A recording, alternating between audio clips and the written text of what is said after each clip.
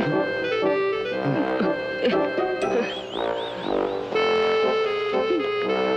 Uy! Uy! Uy!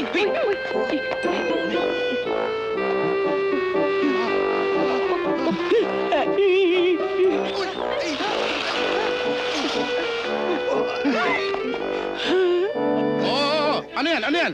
Ano ibig sabihin nito? Sino yan, ha? Kasama namin. Oo, kasama namin. Bakit mapunta? Maraming problema. Hiniwalay ng asawa. Talagang ganyan lang ang buhay, Lakay.